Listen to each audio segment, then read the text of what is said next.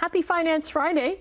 The Chief Operating Officer at FirstOntario Credit Union, Mark Perkins, joins us with a very hot topic today, mortgages and renewals. And actually, we have a viewer question. This is from Sharon in Dunnville, who asks, Mark, our mortgage is up for renewal in June. She says, with interest rates on the decline, should we renew long-term or short-term?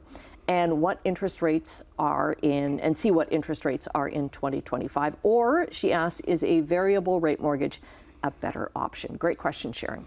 Yeah, and it's very topical. I'm sure every bank and credit union across the country is having this on a daily basis right now. So interest rates are projected to go down, but the question is by how much and when?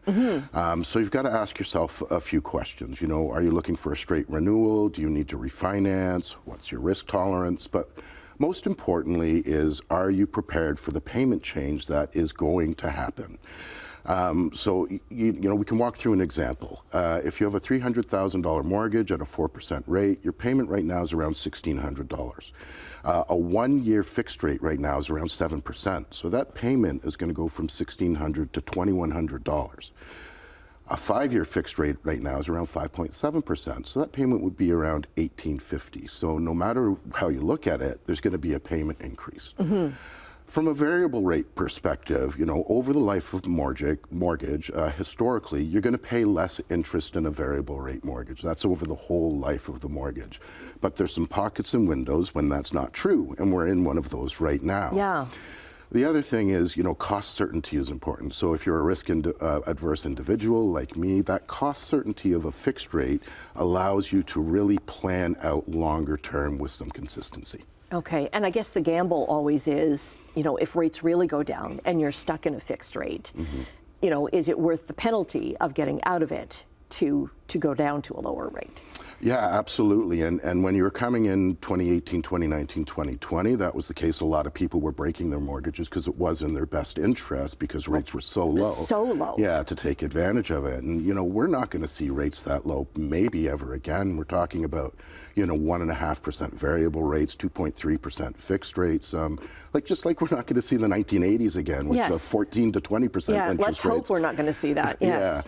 Yeah. But the long and the short of it is, if you have a mortgage, you need to be prepared for your mortgage payment going up on renewal. And there's stress tests too, right? And you should always, I guess, not go to the very limit of what your budget is.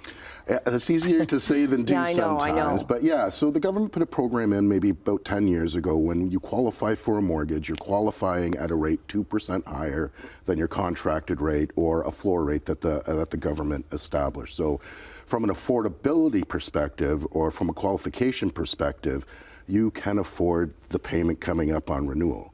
But that's not necessarily from a lifestyle perspective. So let's talk about some options you have in your toolkit for some payment relief, right? So you could extend your amortization, so that will immediately give you some payment relief, paying your mortgage back over a longer period of time.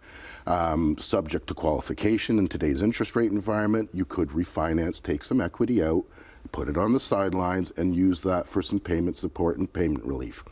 Again, that's payment support and payment relief, not lifestyle support and lifestyle relief. Yeah. And the last one, and probably most straightforward, is the HELOC, the home equity line of credit. So you renew your existing mortgage as is under one of those scenarios, and then you add a line of credit using some of the equity in your house to facilitate some payment relief. And that's really important if you have an insured mortgage, because if you extend your amortization or you refinance, you're breaking that contract, which you paid an insurance premium for on origination.